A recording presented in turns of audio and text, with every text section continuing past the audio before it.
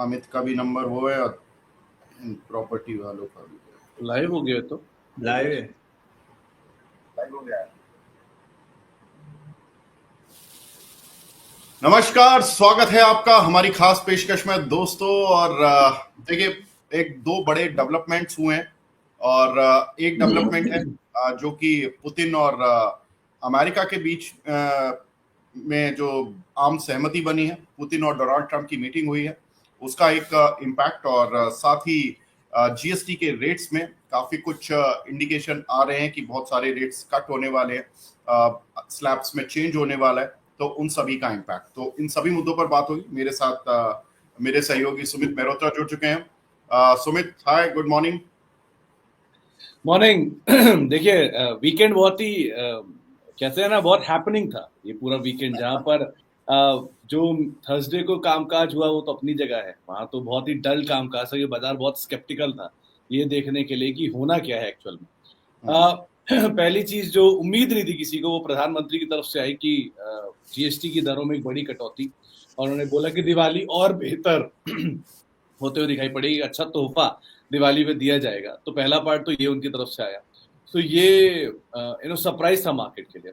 बहुत हद तक बाजार प्रिपेयर था ट्रम्प और पुतिन की मीटिंग के लिए कि यहाँ कुछ आता हुआ दिखाई पड़ेगा। हालांकि मीटिंग तो 10 on 10 रही, लेकिन आउटकम कुछ खास नहीं आया। ऐसा लग रहा है कि ट्रम्प साहब भी ना वो आरबीआई की मीटिंग या बाकी मीटिंगों की तरह थोड़ा इंप्रेस हो गए कि मीटिंग तो बहुत अच्छी हुई लेकिन आउटकम कुछ नहीं आया। मैं दर्शकों को तपन जी से भी इंट्रोड्यूस करा देता हूँ। तपन जी हमारे साथ है, तपन दोषी जी। तपन जी, गुड मॉर्निंग।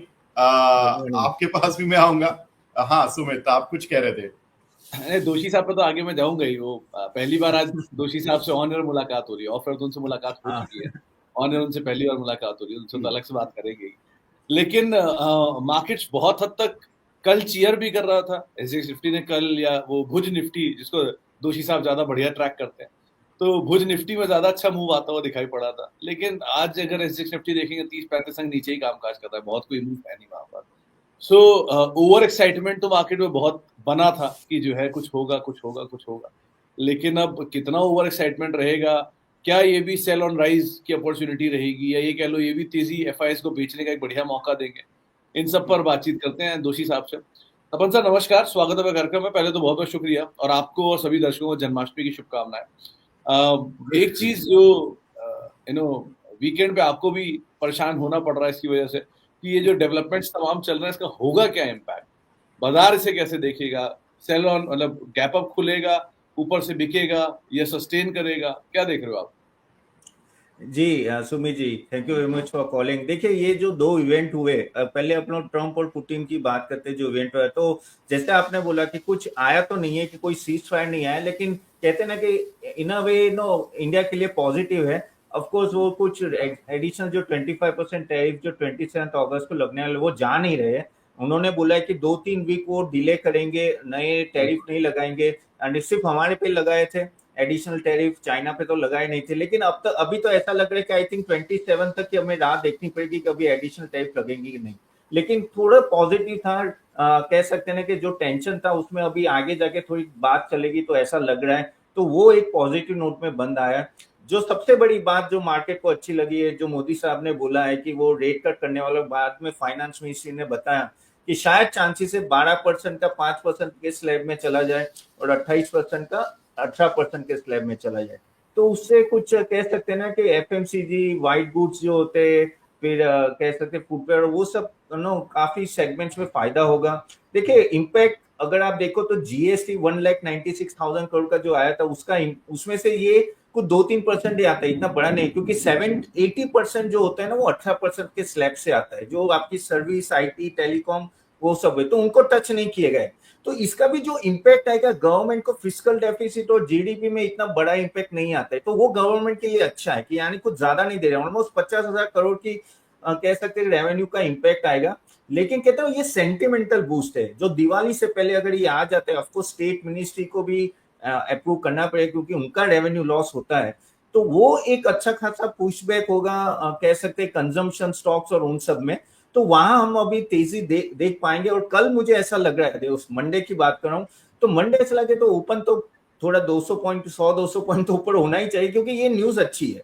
सेंटिमेंट देखो, ये न्यूज तभी आई है जब ट्रंप ने उस तरह से टैरिफ लगाए, तो इसका कह सकते हैं कि प्रेशर आया, गवर्नमेंट को कुछ करना पड़ेगा, और वो कुछ किया इन्होंने, तो एक वेलकम मूव है, नो डाउट अबाउट इट। इससे थोड़ी पॉजिटिव सेंस मार्केट में बढ़ेगी, और ऑफ कोर्स और गवर्नमेंट को भी इतना बड़ा इंपैक्ट नहीं आ रहा है फिजिकल डेफिसिट, तो वो भी उनके लिए अच्छा, तो ओवरऑल पॉजिटिव न्यूज है। बिल्कुल। तपन जी, एक चीज बताएं। देखिए, मैं दो चीजों की तरफ मार्केट के गैप अप के लिए देख रहा हूं। एक, जो डोनाल्ड ट्रंप ने रशिया के साथ अपने रिश्ते सुधारे और उन्होंने कोर्ट बॉल छोड़ दी कि अब जेलेंस्की जाने और यूरोप जाने कि डील करनी है नहीं करनी है। दैट मीन्स कि अमेरिका क्लीन है। अमेरिका तो पुतिन के साथ अपनी दोस्ती रखना चाहता है। अब अमेरिका किस बिना पर इंडिया पर ये कहकर टैक्स लगाएगा या टैरिफ लगाएगा कि आप रशिया से तेल खरीदते थे?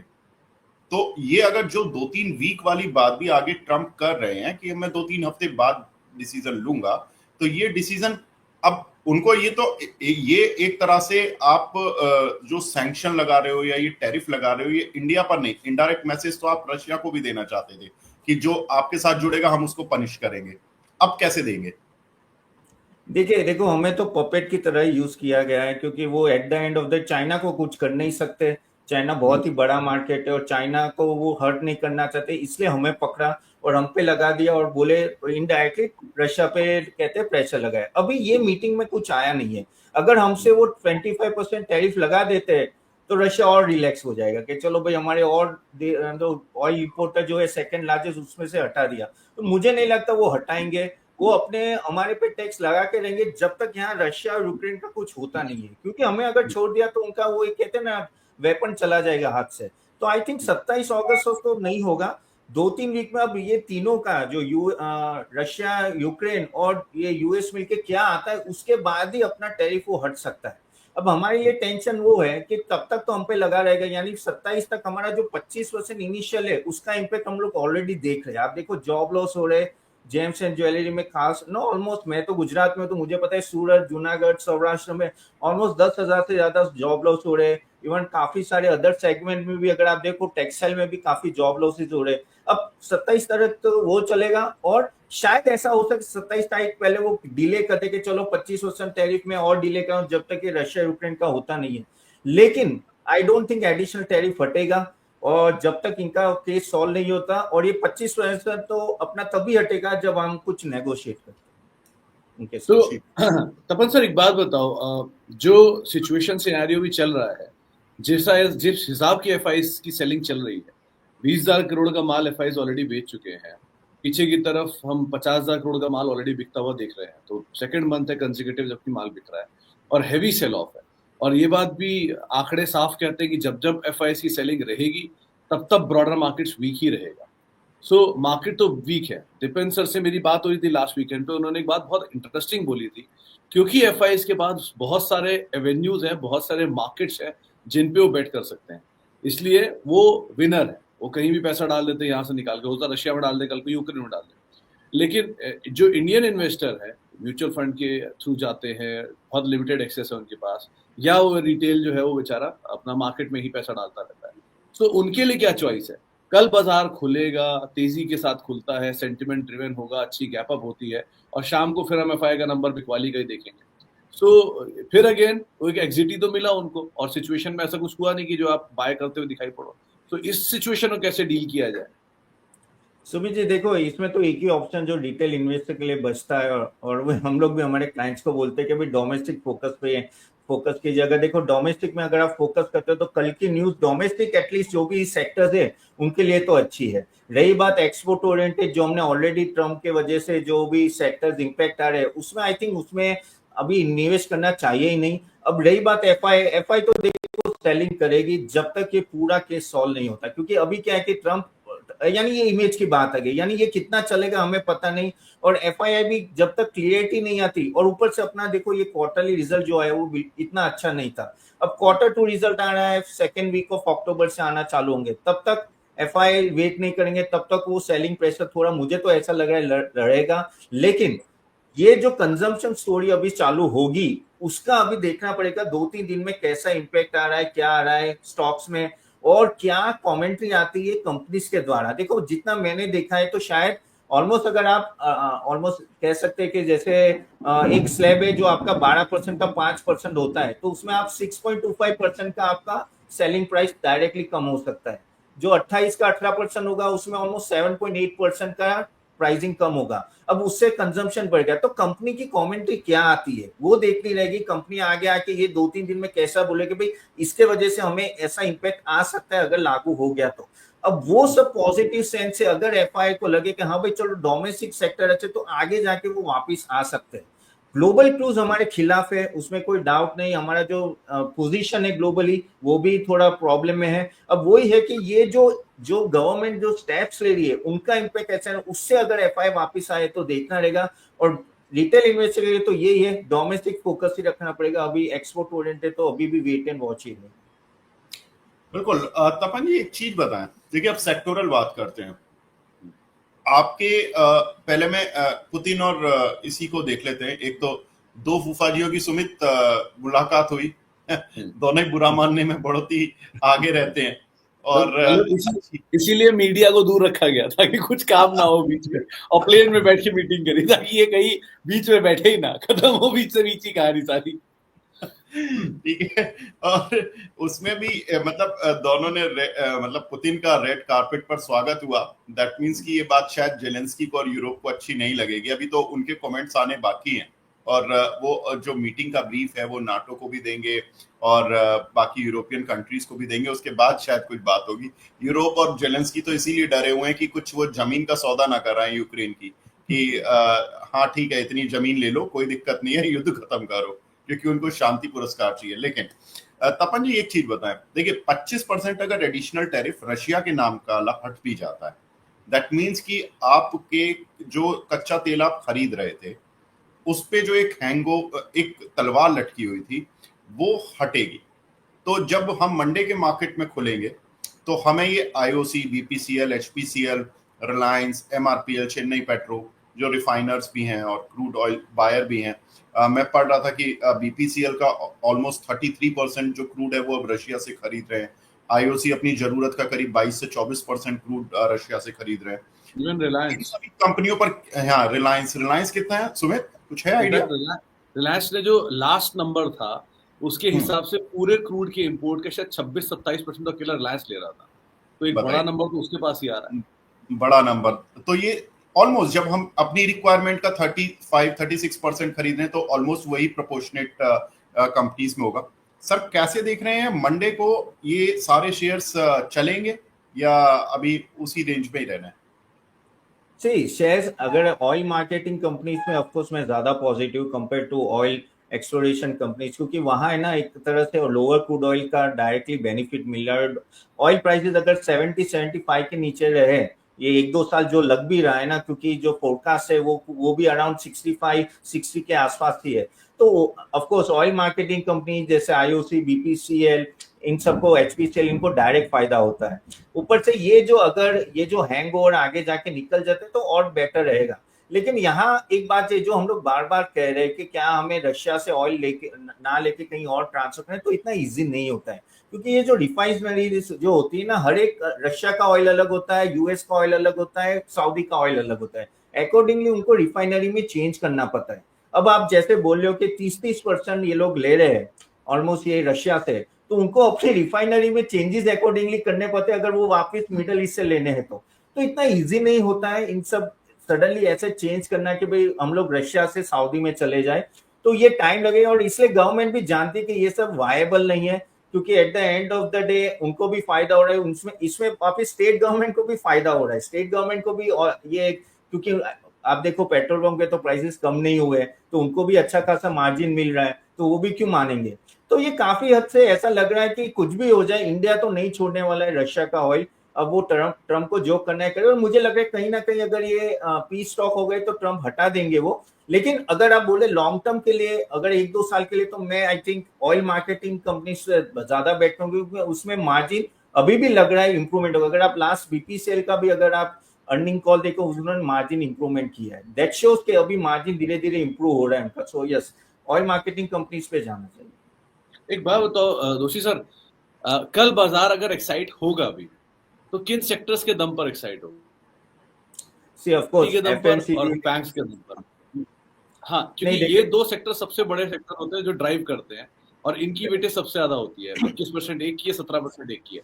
तो अगर ये आधी वेटेज वाले दोनों सेक्टर नहीं चले या इस पे एक्साइटमेंट नहीं आया, तो कौन से बचे हुए सेक्टर हैं जो बाजार को एक्साइट करने वाले हैं? क्योंकि या तो कंजम्पशन ड्रिवन स्टोरी चल जाएगी, पूरा जीएसटी कट हुआ है तो पूरा कंज्यूमर ड्यूरेबल, पूरा एफएमसीजी ये सब चलना शुरू हो जाएगा। To an extent private banks भी, एनबीएफसीज आ जाएंगे सामने।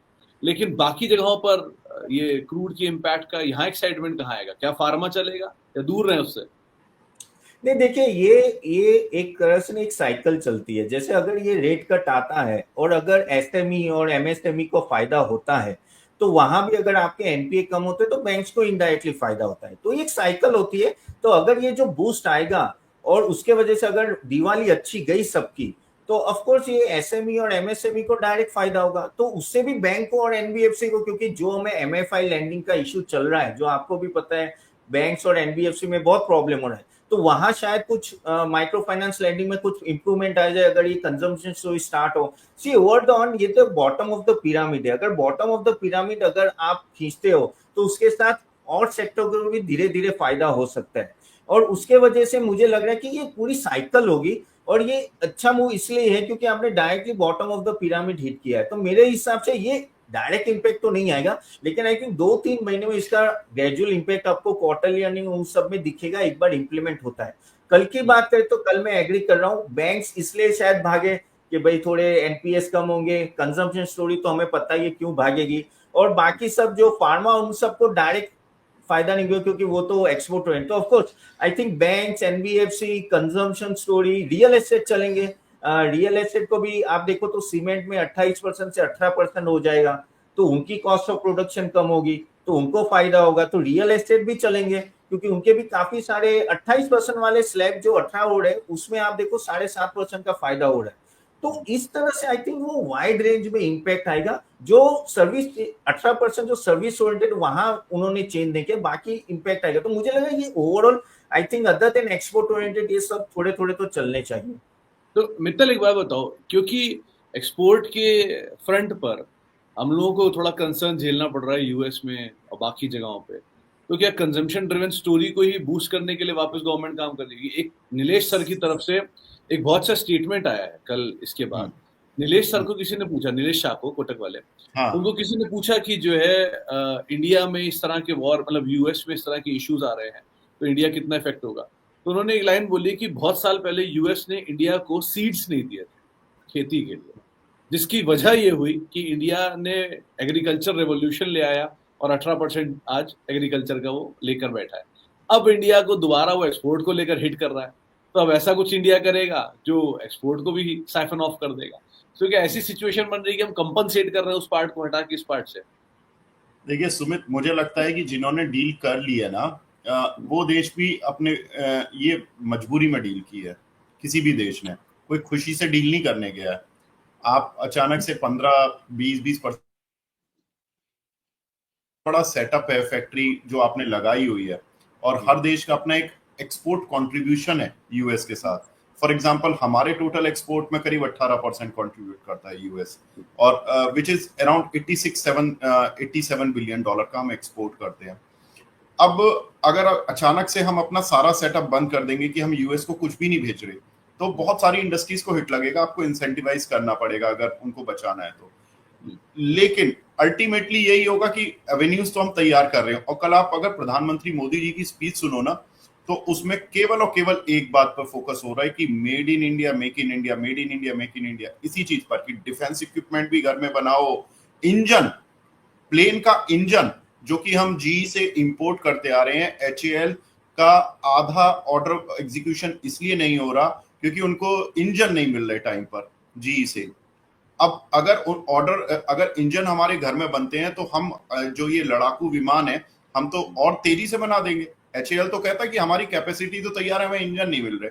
तो आप सोचो कि हम किस दिशा में जा रहे हैं। बहुत ही पॉजिटिव।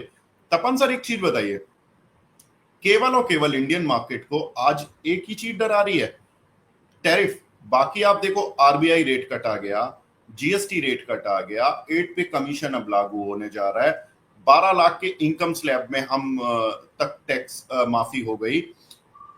कॉर्पोरेट अर्निंग तो सर सब सुधर जाएंगी जब सारी चीजें कंजम्पशन बूस्ट और ये सारी चीजें हो जाएंगी। कॉर्पोरेट अर्निंग तो एक लैगिंग इंडिकेटर है जब आपकी पॉलिसीज ठीक हो जाती हैं।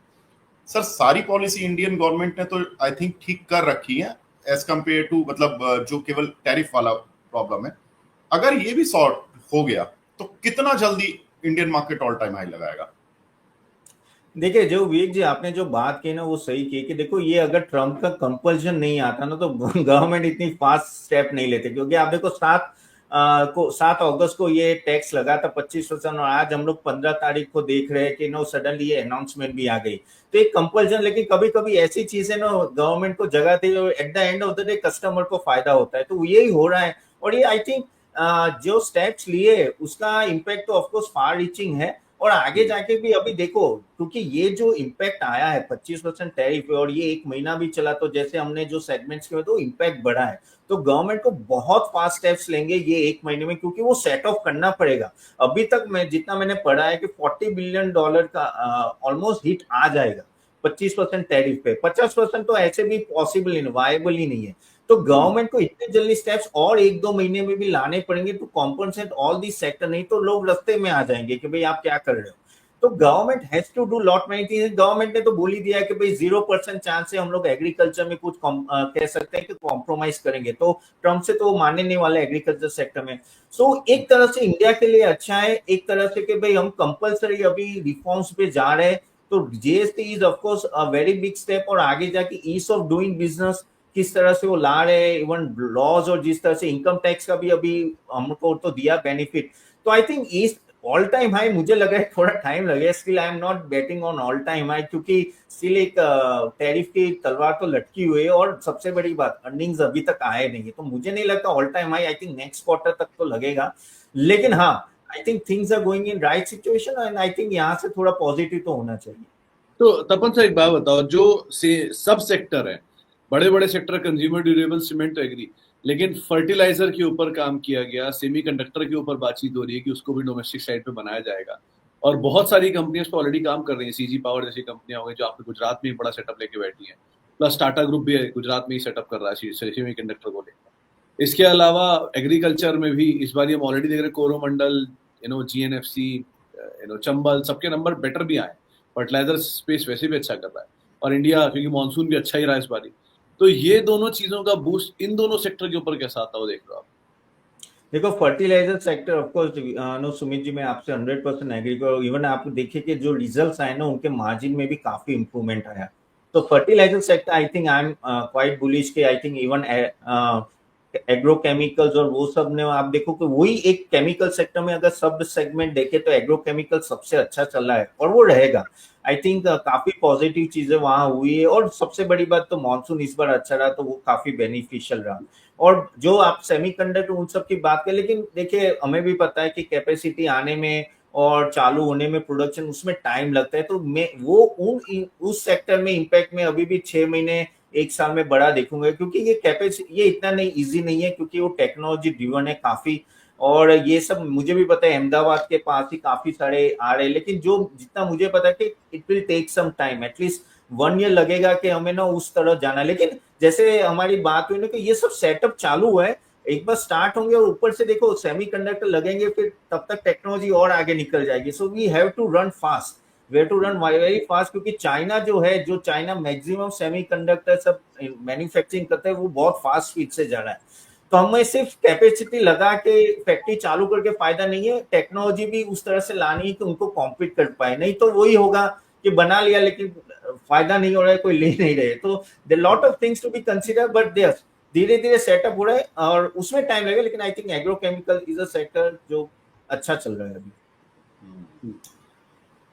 कल डिफेंस पर प्रधानमंत्री जी का काफी फोकस था सुमित, ग्रीन एनर्जी पर फोकस था, रिन्यूएबल एनर्जी पर फोकस था। बहुत इंटरेस्टिंग वो बातें कर रहे थे। हालांकि उनकी जो कल की स्पीच थी वो अभी तक की 15 अगस्त पर दी गई सबसे बड़ी स्पीच थी, करीब 103 मिनट चली आई थिंक। तपन सर ये बताएं, ये जो डिफेंस वाले जो शेयर्स हैं जिनमें हमने पिछले वीक में लास्ट के 1-2 दिनों में एक अच्छा सर्ज आते हुए देखा, शायद डिफेंस स्टॉक इसलिए चल रहे हैं कि प्रधानमंत्री जी की स्पीच से पहले कि भाई make in India, made in India पर फोकस होगा। दूसरा, अगर पुतिन और ट्रम्प की मीटिंग में थोड़ा भी 19-20 हो जाता तो जियोपॉलिटिकल रिस्क उतना ही बड़ा बना रहता। तो लोगों ने सोचा कि ये हमें डिफेंस देगा हमारे पोर्टफोलियो में, और लोग खरीद के ले गए। मंडे को क्या होगा सर?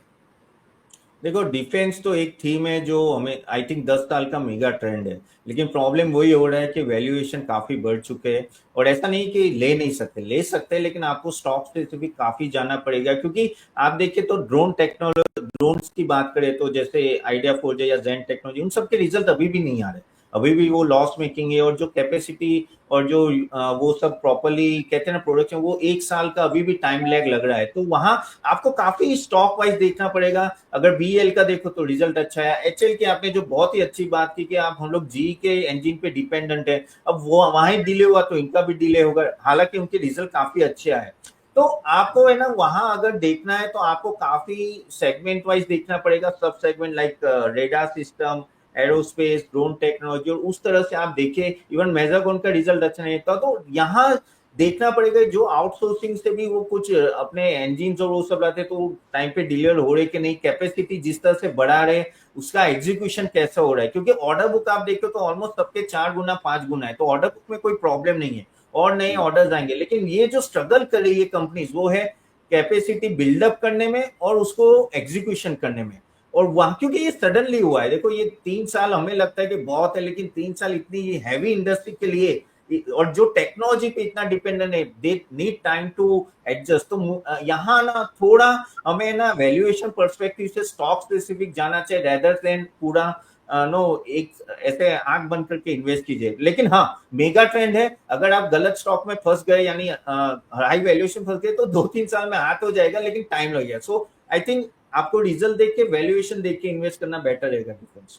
तो तपन सर एक बात बताओ, जो अब तक के अर्निंग्स आए हैं, चाहे मिड कैप स्मॉल या लार्ज कैप को छोड़ देता हूँ, मिड कैप स्मॉल कैप के जो अर्निंग आए हैं, क्या उन अर्निंग के दम पर आप मिड कैप स्मॉल की वैल्यूएशन पर कंफर्टेबल हो? आपको लगता है कि ये वैल्यूएशन सही मिल रहा है हमें, जो नंबर आ रहा है उसके हिसाब से, या अभी भी हम हायर साइड पर है, अभी एक बड़ी रेटिंग की पॉसिबिलिटी यहाँ पर है, अभी भी गिरावट बाकी है और अच्छी खासी बाकी है? कैसी पॉसिबिलिटी दिख रही है आपको?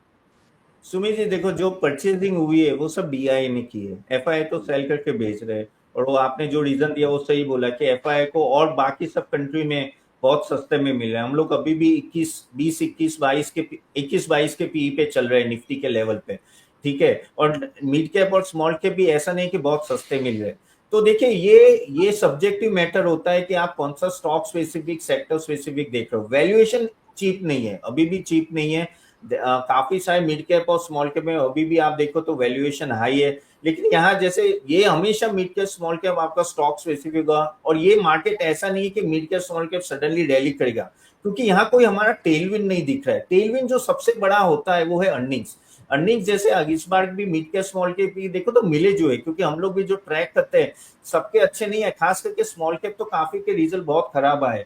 और यहाँ इसलिए आपको बहुत ही स्टॉक स्पेसिफिक जाना होगा। और यहाँ अभी भी मुझे वैल्यूएशन, और आप देखो कि इस blindly small cap mid cap का ETF ले लो वो नहीं चलेगा। You have to be very very stock specific. Earning season अभी फुल फ्लेज अच्छा होगा होपफुली नेक्स्ट क्वार्टर, और ये जीएसटी रेट कट है, फिर आई थिंक देखिए साइकिल अच्छी होगी, फिर आप बैट कर सकते हो कि मिड कैप स्मॉल कैप सभी चलो। नहीं तो एक बात आपसे और पूछूंगा कि क्या जो गवर्नमेंट बार बार रेट कट किया, बजट पे बेनिफिट दिया, टैक्स का बेनिफिट दिया, अब जीएसटी में कट किया, क्या ये वो जो कंजम्पशन बूस्ट है या कंजम्पशन का स्लो डाउन है, उसे वापस ट्रैक पे ला रहे हैं? ये देखिए सुमित जी, एक होता है गवर्नमेंट ने कट कर दिया, लेकिन क्या एंड कंज्यूमर तक गया? आप देखिए कि उन्होंने 1% का रेपो रेट कट कर दिया, लेकिन एक्सिस बैंक ने आके बोला कि अभी भी 75 बेसिस पॉइंट तक गया नहीं है। अब समझो, यानी बैंक वहां रोक के रखा हुआ है, अभी तक नीचे तक गया नहीं है। तो एंड कंज्यूमर तक जब तक जाएगा नहीं तब तक आप वो चीजें चेंज होते हुए देखेंगे नहीं। हाँ, जीएसटी रेट कट जो होगा शायद ऐसा लग रहा है कि वो डायरेक्टली चला जाए कंज्यूमर को, so we have to see in that way. लेकिन हाँ, जो स्टेप्स लिए हैं, लेकिन इन सबको है ना, जो बैंकिंग का भी मैंने देखा है कि जब भी रेपो रेट कट होता है ना, उसका इम्पैक्ट आने में 3 से 4 महीने लगते हैं, सडनली इम्पैक्ट नहीं आता है। और खास करके जब रेपो रेट कटते हैं तो पब्लिक बैंक्स तो भी तुरंत ही कट करें, क्योंकि वो गवर्नमेंट के कंट्रोल में आते हैं। लेकिन ये जो प्राइवेट बैंक्स है ना, वो काफी देख देख के कट करती है लोन रेट, तो उसलिए ना डायरेक्टली अभी तक एंड कंज्यूमर में सब कुछ पहुंचा नहीं। Hopefully this quarter October onwards ये सब कुछ पहुंच जाएगा। ऑफ कोर्स ये जीएसटी कट मुझे लग रहा है वो थोड़ा डायरेक्ट होगा, क्योंकि बीच में क्योंकि वो डायरेक्टली दिखेगा और गवर्नमेंट भी देखेगी भाई हमने ये कट तो दिया लेकिन एंड में बेनिफिट हो रहा है कि नहीं हो रहा है। लेकिन हाँ, ट्रांजिशन में बहुत टाइम लग रहा है और आई थिंक नो अभी भी फुल्ली फ्लेज नहीं हुआ, इसलिए हमको इम्पैक्ट नहीं दिख रहा है। तपन सर एक चीज बताइए, अब मार्केट में देखिए 25% का हैंगओवर तो हटा, एटलीस्ट हम ये मान के चल रहे रशिया वाला, अब बाकी रह जाती है 25% की बात कि 25% में क्या होगा। 25 और 25 का बड़ा एक वो हो गया कोरिलेशन। 25 अगस्त को यूएस का एक डेलीगेशन भी आ रहा है, हमारे मोदी जी जा रहे हैं 30-31 तारीख में चाइना। 27 तारीख को डोनाल्ड ट्रंप ने बोला कि मैं टैरिफ को रिवाइज करूंगा, देखूंगा कि क्या करना है। तो ये 25, 27, 31 और उसमें एक दिन की छुट्टी गणेश चतुर्थी की और उसी में एक्सपायरी, ठीक है। तो अब ये जो आगे की जर्नी है, अब हम मार्केट खुलेगा हमारा 18 अगस्त को, सोमवार को, ज्यादा दिन बचे नहीं है अभी 18, और ये जो अगले इतनी डेट बोल दी तपन सर, कैलेंडर ढूंढ रहे कहाँ गया, कितनी डेट। तो सुमित इस बार एक तो अच्छी चीज ये हुई कि फ्राइडे नहीं आया मार्केट के लिए, बच गए फ्राइडे, बच गए फ्राइडे पे बात कर रहा था, क्योंकि 5 फ्राइडे तपन सर निफ्टी 150 पॉइंट से 200 पॉइंट हर फ्राइडे गिरी है पिछले 5 फ्राइडे। अब ये बताइए 18 से 30 की तारीख तक की ये जो सारी कश्मकश है, कैसे झेले मार्केट, कहाँ पैसा लगाए कहाँ नहीं लगाए, क्या करे क्या ना करे। देखो अभी तो जो मैंने पहले आंसर दिया आई थिंक उस पर स्टक रहूंगा कि आपको डोमेस्टिक सेक्टर ही देखने पड़ेंगे। वहां क्लियर कर दे कि जो भी इन्वेस्टर होता है, या आप म्यूचुअल फंड देख लो या एनालिस्ट देख लो, वो एक ही देखते कहाँ मुझे क्लियर डायरेक्शन दिख रहा है और जहां क्लियर डायरेक्शन दिख रहा है वहां जाके पैसा लगाओ। तो यहाँ अभी क्लियर डायरेक्शन अपने को डोमेस्टिक कंजम्पशन में ही दिख रहा है। और ये रिलेटेड अभी रियल एस्टेट भी थोड़ा भी आप देखना कि थोड़ा इम्पैक्ट आएगा। जो हमने सेल्स नंबर देखे कुछ 2-3 दिन से वो पिक्चर्स घूम रहे हैं कि थोड़े सेल्स नंबर कम हो रहे हैं और नो वहाँ रियल एस्टेट के, तो होपफुली इसके वजह से भी थोड़ा इम्पैक्ट आएगा। तो काफी हद तक ये जो 10 दिन जो आपने बोले है ना, ये 10 दिन आप डोमेस्टिक में ही फोकस करना पड़ेगा, क्योंकि ट्रम्प ऐसा है कि इसको समझना इम्पॉसिबल है, क्या होगा क्या नहीं होगा हमें कुछ पता नहीं है। एंड आई थिंक गवर्नमेंट को पूरा बैकअप करके रेडी रखना है। और क्योंकि इस पे विश्वास नहीं किया, यूएस पे एक बार विश्वास कर लिया, ट्रम्प पे कुछ ज्यादा ही भरोसा कर दिया, अभी विश्वास नहीं कर सकते। तो आई थिंक ये सब एक्सपोर्ट ओरिएंटेड आई थिंक बहुत टाइम लगे, थोड़ा टाइम लग जाएगा जब तक क्लैरिटी नहीं आएगी। बस आपको एज ए इन्वेस्टर हो आपको डोमेस्टिक फोकस करना है और जहां जहां वैल्यूएशन ठीक ठाक है वहीं इन्वेस्ट करना चाहिए। तो दोषी सर, ये जीएसटी कट के लिए हम खुश हों कि टैरिफ मीटिंग में से कुछ नहीं निकला उसके लिए दुखी हो? बाजार कल कैसे रिएक्ट करेगा, मतलब सोमवार को? 100% जीएसटी के लिए देखो, टैरिफ का कोई मतलब ही नहीं। मैं सच बोलूं 25% के ऊपर तो सब कुछ ऐसे भी कुछ मतलब ही नहीं है, क्योंकि 25% पे आपका बिजनेस वायबल नहीं होता है, तो वो तो ऑलरेडी लग चुका है। अब 25% पे वो लड़ रहा है जो हमारे कंट्रोल में नहीं है। जो ट्रम्प क्या सोच रहा है, पुतिन क्या सोच रहा है, जेलेंस्की क्या सोच रहा है, हमारे कंट्रोल में नहीं। हमारे कंट्रोल में गवर्नमेंट के पास क्या है, जीएसटी कट, और वो उन्होंने किया है।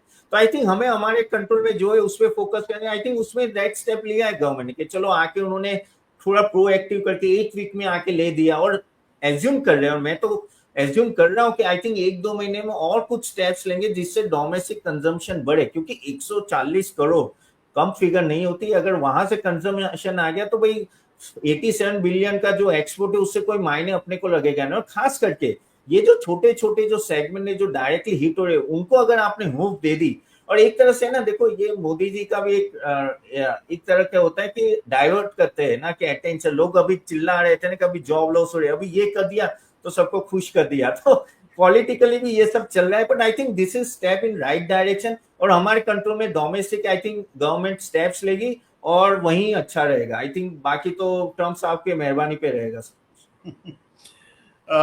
तपन सर एक चीज बताएं, अब देखिए सेक्टर टू सेक्टर चलते हैं। हमने डिफेंस डिस्कस किया, फर्टिलाइजर डिस्कस किया, एफएमसीजी डिस्कस किया, लेकिन बैंकिंग और आईटी इन सबको भी डिस्कस करते चलते हैं कि मंडे को कैसे रिएक्ट करेगा। लेकिन उस बीच में क्योंकि ये बड़े सेक्टर है उन पर मैं आऊंगा, लेकिन एक ये छोटा सा सेक्टर है वाइट गुड सेक्टर, जिसमें कि जो जीएसटी होती है वो हायर साइड पर रहती है। ये वाइट गुड्स के, ये वोल्टास, ब्लू स्टार और वर्लपूल, इस तरह के स्टॉक्स में कोई है आपको लग रहा है कि जीएसटी कम होने का मेजर बेनिफिट इनको भी मिलने वाला है? देखिए, अगर व्हाइट गुड्स की बात करें, अब वोल्टास, ब्लू स्टार, इन सब के देखिए रिजल्ट बहुत ही खराब आए और कहते हैं बहुत ही गिरे भी सही। और क्योंकि ये इस बार का जो समर था वो जल्दी खत्म हो गया, बारिश जल्दी आ गई, उसके वजह से डायरेक्ट इम्पैक्ट आया और उनकी अच्छी खासी इन्वेंट्री है। अब क्या है कि 28 से अगर 18% आ जाता है, जो बातें चल रही है कि ये हो सकता है, तो ऑफकोर्स इनको फायदा होगा। 7.5% से डायरेक्टली आपकी सेल्स प्राइस कम होती है, ऊपर से दिवाली में आपके पास इतनी इन्वेंट्री पड़ी है तो भाई कुछ ना कुछ और डिस्काउंट देंगे। चांसेस है कि पहले लगता था कि शायद, क्योंकि क्या होता है कि एक बार समर चला जाता है ना तो मेनली लोग सेल्स कम हो जाते हैं, लेकिन अभी अगर शायद दिवाली में अच्छा खासा डिस्काउंट है तो वहां थोड़ा जंप हमें देख सकता है। प्लस रेफ्रिजरेटर्स, टीवी, उन सब में भी फायदा काफी होगा क्योंकि व्हाइट गुड्स में ये सभी आ जाते हैं। तो आई थिंक पॉसिबल अच्छे चांसेस है कि कल ये भी स्टॉक बहुत गिर चुके हैं। और अगर आप देखो वैल्यूएशन पर्सपेक्टिव, अगर ये 10% और गिरते हैं ना वोल्टास और सब, तो बहुत ही अच्छे लेवल पे आ जाते हैं, क्योंकि ये साइक्लिकल बिजनेस है और इनको ऐसे ही डील करना चाहिए कि भाई बहुत नीचे आए ले लो और फिर जब समर आता है तब ऊपर जाते तब बेच दो। तो आई थिंक यहाँ से मुझे लग रहा है कि पॉजिटिव इन सब व्हाइट गुड्स के लिए भी अच्छा खासा, क्योंकि 28 से 18% बड़ा रेट कट होता है। तो तपन सर, जो कंप्लीटली कंजम्पशन है, जैसे कि इटर्नल हुआ जो लगातार चल ही रहा, उसका तो कोई लेना देना ही नहीं है बाकी दुनिया से। इसके अलावा फार्मा पूरा, मतलब हेल्थ केयर साइड जो हॉस्पिटल है, इसमें मैक्स, अपोलो सब बढ़िया चल रहा है, फोर्टिस ने आई काट रहा है, प्लस इंश्योरेंस, क्योंकि इंश्योरेंस में भी जीएसटी कट आ गया तो वो भी बड़ा उनके लिए बेनिफिशियरी है। सो जो ये प्योर कंजम्पशन ड्रिवन स्टोरी है जो इंडिया पे ही सेंट्रिक है, इनकी स्टोरी अभी भी स्ट्रांग रहेगी। 100 के मल्टीपल पर आ गए, 200 के मल्टीपल पर आ गए, लेकिन क्योंकि बाजार में और कुछ ऑप्शन नहीं है तो इन्हीं को पिक किया जा रहा है। सो क्या ये कंजम्पशन अभी भी कंटिन्यू रहने वाला है या कहीं थोड़ा राइट साइज होना चाहिए इन्हें भी अब?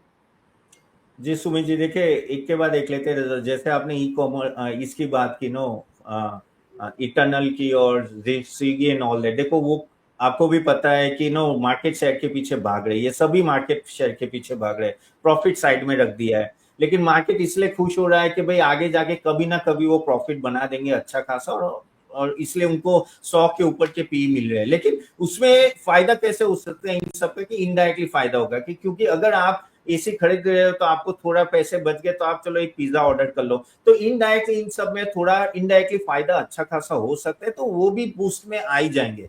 और बाकी रही बात, आपने सॉरी मैं दूसरे जो हॉस्पिटल्स, हाँ हॉस्पिटल्स और हॉस्पिटल, इंश्योरेंस।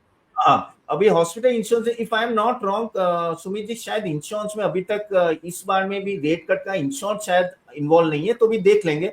लेकिन वो स्टोरी भी चलेगी। देखिए रेट कट कहीं ना कहीं इंश्योरेंस में भी आएगा जीएसटी में।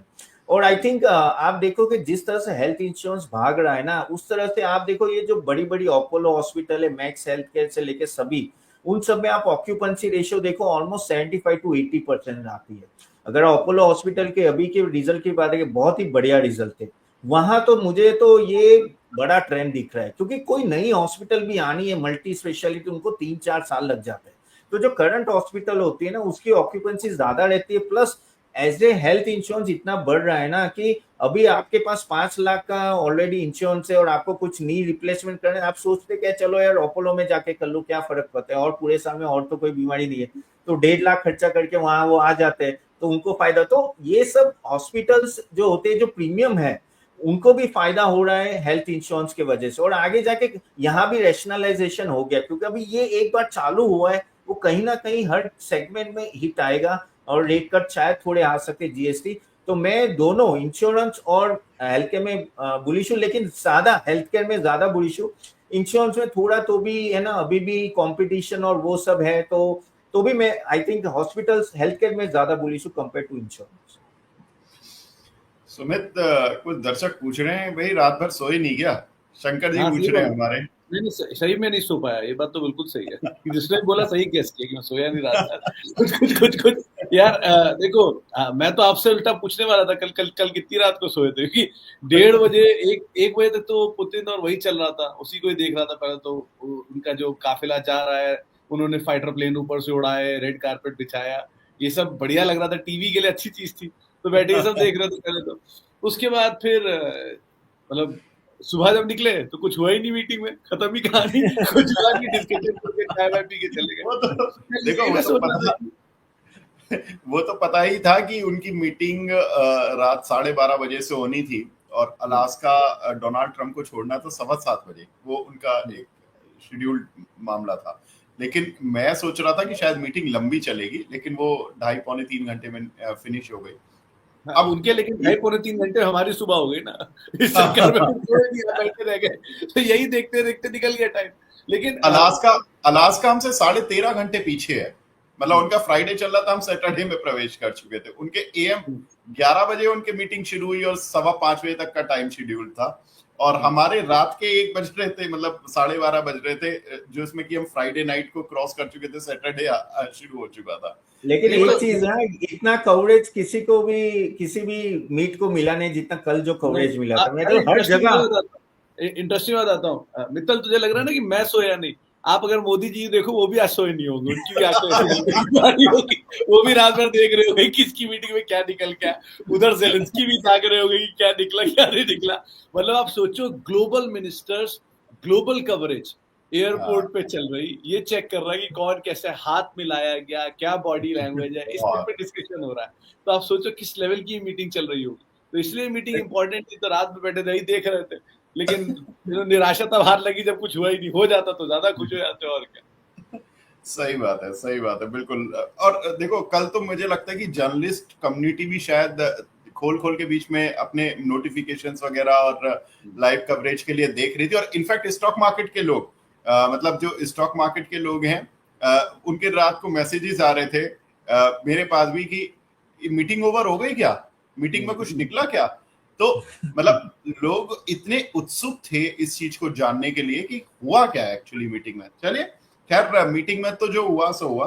तपन जी ये बताएं सर, ये आईटी सेक्टर देखिए बहुत पिटा।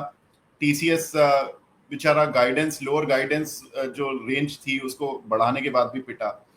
12,000 एम्प्लॉइज का ठप्पा भी लग गया कि भाई लोग निकाल दिए।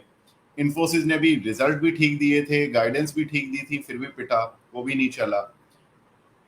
अब ये यूएस की अनसर्टेनिटी हट रही है, आपको लग रहा है कि यूएस पर जो टैरिफ की तलवार थी वो हट रही है, तो क्या इन आईटी कंपनी से भी तलवार हट रही है ना चलने वाली? देखिए, आईटी कंपनी का टैरिफ से ज्यादा प्रॉब्लम है एआई के लिए। अब एआई जिस तरह से बढ़ रहा है, और चैट जीपीटी 5 जो लॉन्च हुआ, ठीक है, उसको काफी लोगों को अच्छा नहीं लगे, मैं बहुत यूज कर रहा हूँ। जबरदस्त है, जबरदस्त यानी जबरदस्त है।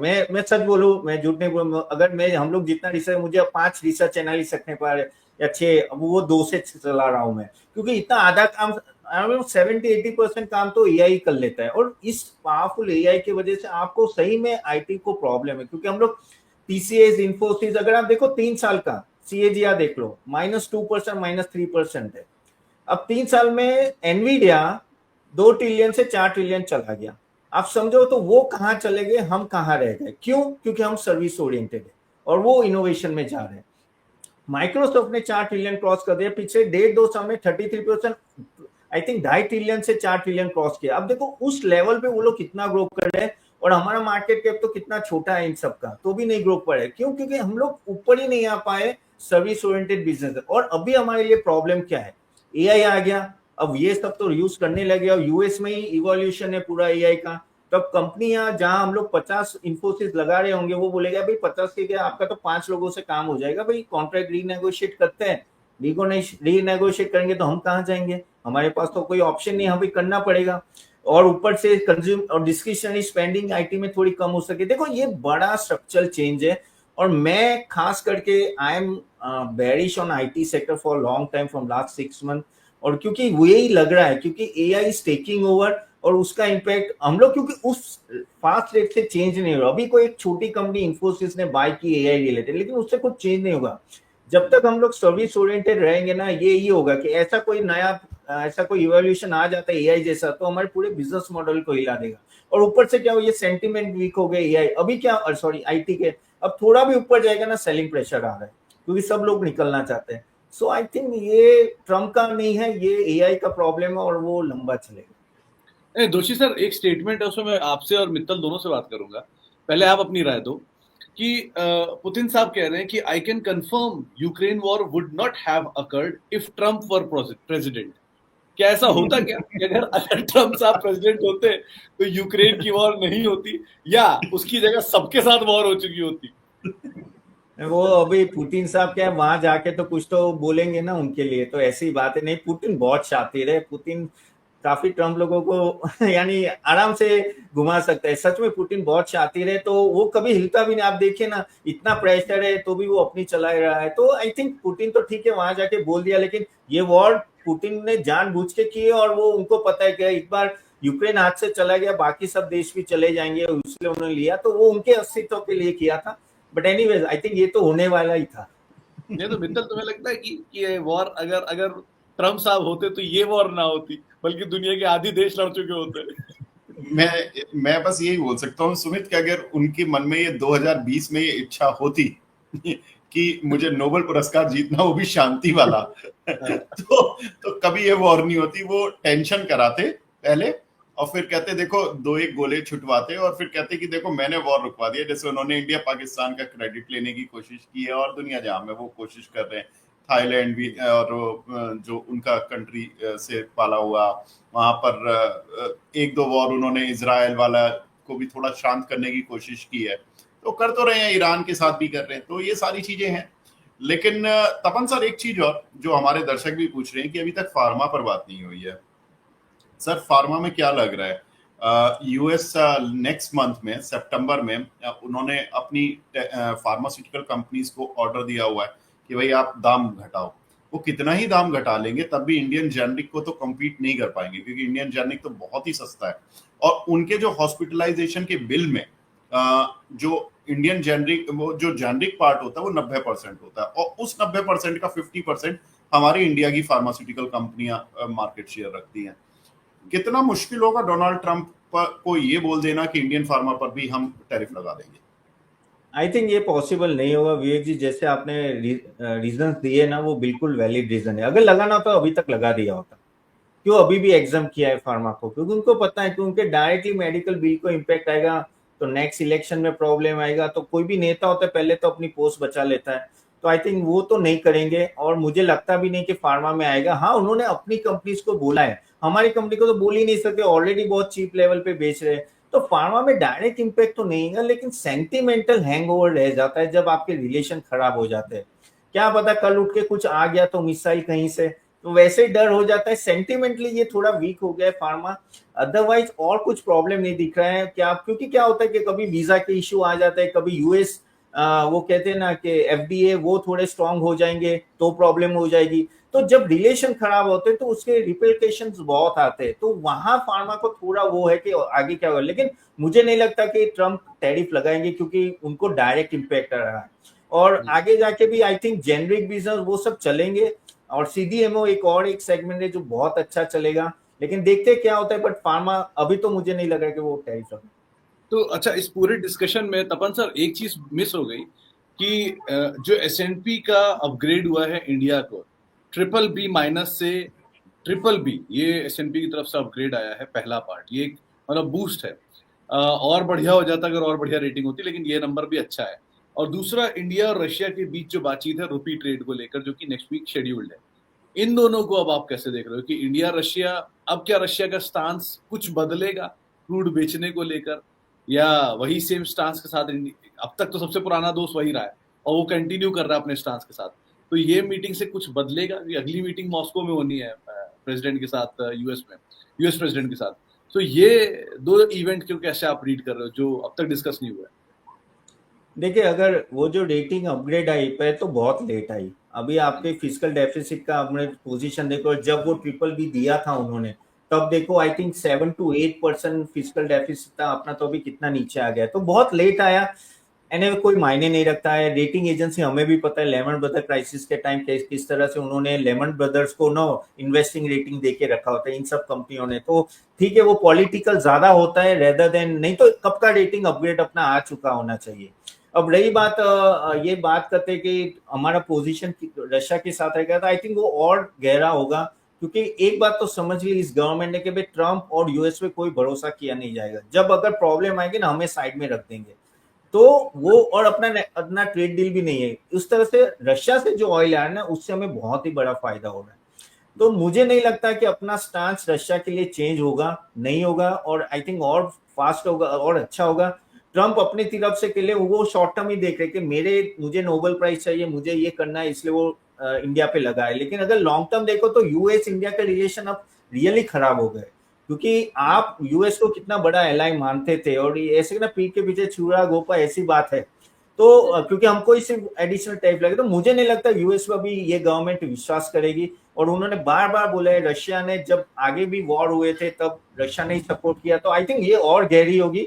वो कुछ बोलते नहीं रशिया है, लेकिन सपोर्ट करते हैं, और ये बोल बोल के हट जाते हैं यूएस वाले। So that will be the thing. Sir US वाले एक ग्रुप को और बोल रहे हैं, वो कह रहे हैं अदानी ग्रुप के लिए कि आपने इंडियन अथॉरिटीज ने समन नहीं भेजा अभी तक, 6 महीने हो गए यूएस एसईसी वाले केस को लेकर जो उन्होंने इल्जाम लगाए थे। क्या लग रहा है सर, ये अब मामला अभी गहराना है, क्योंकि ये भी एक कमजोर नस होगी जो कि गवर्नमेंट को शायद फेस करनी पड़े अगर यूएस से रिलेशन खराब रहते हैं, कि गौतम अदानी वाला केस फिर यूएस उठाए, और अगर सेटलमेंट हो जाते तो ठीक है। आई थिंक ये इतना केस भी बड़ा नहीं है यूएस और इंडिया के पॉइंट ऑफ व्यू से, क्योंकि ऑफ कोर्स इंडिया ने भी अदानी ने भी काफी बड़ा इन्वेस्टमेंट वहां भी करके रखा हुआ है। देखो, और अदानी ग्रुप हमें भी पता है, गौतम अदानी बहुत बड़े आदमी है, उनकी पहुंच भी बहुत है। लेकिन at the end of the day मैं यहाँ एक चीज में बोलना चाहता हूँ कि आई थिंक इस केस में ज्यादा होगा नहीं, आगे भी बहुत सारे केसेस हुए। ये माना कि समन से आगे बढ़ नहीं रहा है, लेकिन अभी इतने बड़े बड़े इश्यूज आगे, ये साइडलाइन में रहेगा।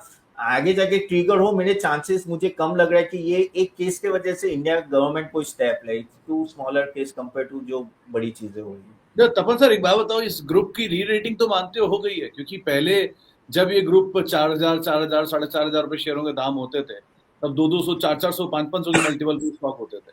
अब ये स्टॉक भी नीचे आ गए और इनकी अर्निंग्स भी सपोर्टिव हो गई पीछे। तो क्या री रेट हो गया ये ग्रुप और सेफर साइड पर है ज्यादा कंपेरेटिवली उस समय के?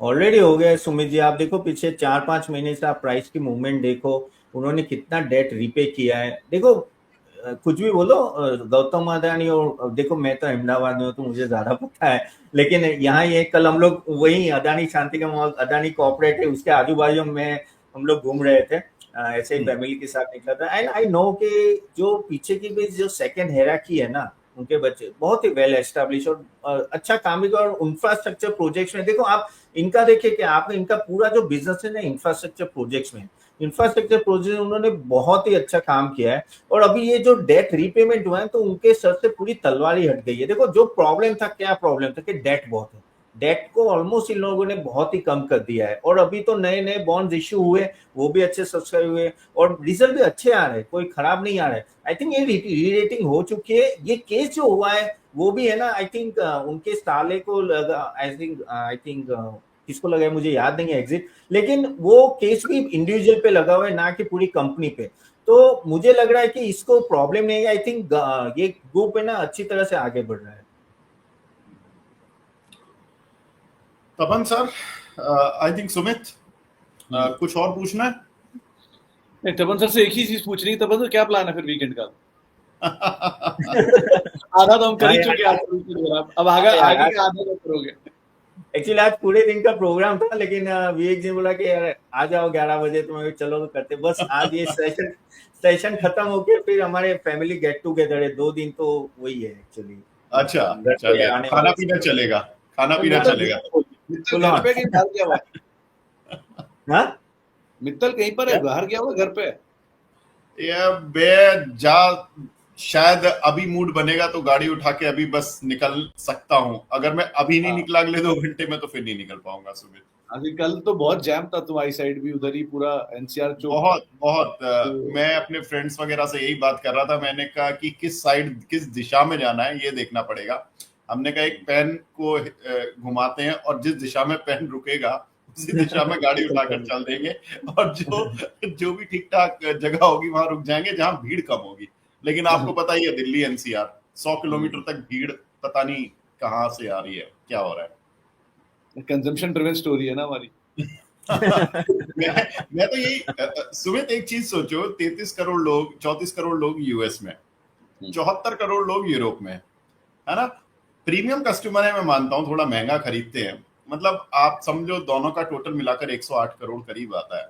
हम 140 करोड़ लोग अगर हम अपनी पर आ जाए खर्च करने पर, तो यूरोप और अमेरिका को एक्सपोर्ट करने की 1 रुपए की जरूरत नहीं है, अपन ही खुद खा मतलब पी लेंगे। आपको इंटरेस्टिंग नंबर बताता हूँ, आपने कितना पॉपुलेशन बताया यूएस का? 34 करोड़ यूएस का और 74 करोड़ पूरे यूरोप का। ठीक है, तो 34 करोड़ में से 44 लाख लोग यूएस में इंडियंस। हाँ वो ठीक है, 6 अलग अलग कैटेगरी के हिसाब से ले लो, पीआईओ हैं, कुछ एनआरआई हैं, सब मिलाकर 44 लाख लोग यूएस में बैठे हुए हैं इंडियंस। कुल मिला के 3 करोड़ आबादी, 3.2 करोड़ आबादी इंडियंस की पूरे वर्ल्ड में, अलग अलग कंट्री, जिसमें यूएस, यूके, यूएई, कनाडा तो ऑब्वियसली, इसके अलावा बाकी देश भी, मलेशिया एंड ऑल भी इंडियंस के हाथ में है, बहुत सारे वहां पर भी इंडियंस बैठे हुए हैं। तो कंजम्पशन ड्रिवन स्टोरी तो है ही। डॉलर का रिपैट्रिएशन अपनी जगह है, जो तपन सर ज्यादा आसानी से बता पाएंगे इनके।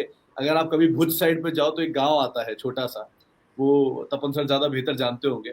वो गांव पूरे इंडिया के आरबीआई के रिपैट्रिएशन का 8% हिस्सा अकेले उस गांव से आता है, क्योंकि ऑल पटेल्स का गांव है वो।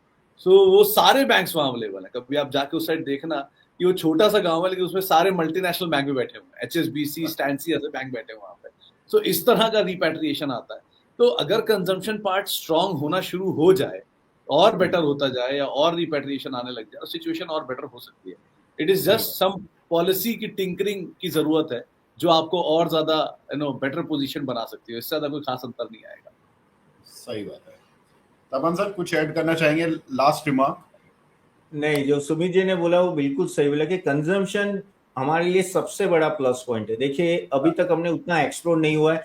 आई थिंक ये जिस तरह से पॉलिसी रिफॉर्म्स अगर आ जाए और प्रॉपर्ली एंड कंज्यूमर तक चले जाए ना, चांसेस बहुत है कि हम लोग सेल्फ रिलायंट होंगे और ये सब एक्सपोर्ट के लिए फिर अपने इतनी मारामारी नहीं होगी। ऑफ कोर्स ये, क्योंकि ये देख लिया अभी क्या मल्टीपोलर पॉलिसी हो गई है कि पूरे वर्ल्ड में डिप्लोमेसी हो गई है। अब सब कंट्री खुद का देख रहे हैं।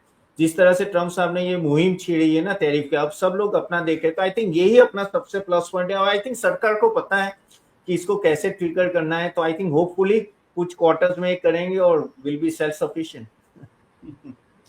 चलिए, तो सेल्फ सफिशिएंट बनने की तरफ हमारे डीआईज भी सपोर्ट तो कर ही रहे हैं मार्केट को, और आम आदमी की भी जिम्मेदारी है कि वो सपोर्ट करे अपनी इकोनॉमी को, बाकी सरकार जाने। अब देखते हैं सरकार क्या करेगी। सुमित, आप भी एंजॉय करें आगे के अपने कारवा को और आगे बढ़ाएं। आई नो कि तुम तो निकले हुए बाहर घूम रहे हो। और तपन सर बहुत बहुत शुक्रिया हमसे जुड़ने के लिए, अपना पीछे। Thank you Sumit ji, thank you. Thank you Tapan sir, thank you Mittal, आपको भी बहुत बहुत शुक्रिया, और सभी दर्शकों को बहुत बहुत शुक्रिया, और एक बार फिर से सभी को जन्माष्टमी की बहुत बहुत शुभकामनाएं। आप लोगों का त्योहार बढ़िया रहे, एंजॉय करिए। 15 अगस्त अच्छा रहा, जन्माष्टमी अच्छा रहे, संडे भी अच्छा रहेगा, और मंडे भी उम्मीद करते हैं बढ़िया ही रहेगा। तो इन सबके साथ हम शुरुआत करते हैं अगले हफ्ते की, और लेट्स सी, अभी तो त्योहारों का सीजन शुरू हो ही गया है मॉनसून साइड लेन से, और बढ़िया मॉनसून के नंबर भी सो फार देखने को मिला। तो कंजम्पशन ड्रिवन तो स्टोरी रहेगी, प्लस डीआई का नंबर जो मित्तल कह भी रहा था, ऑल टाइम हाई पे हम ऑलरेडी खड़े हैं और एक स्ट्रॉन्ग नंबर के साथ आगे बढ़ रहे हैं। सो ओवरऑल मार्केट सपोर्टिव रहेगा ही। अब देखते हैं कहाँ तक जाता है, लेट्स सी। ठीक है, धन्यवाद। फिलहाल इस शो को यहीं पे समाप्त करते हैं। नमस्कार। नमस्कार।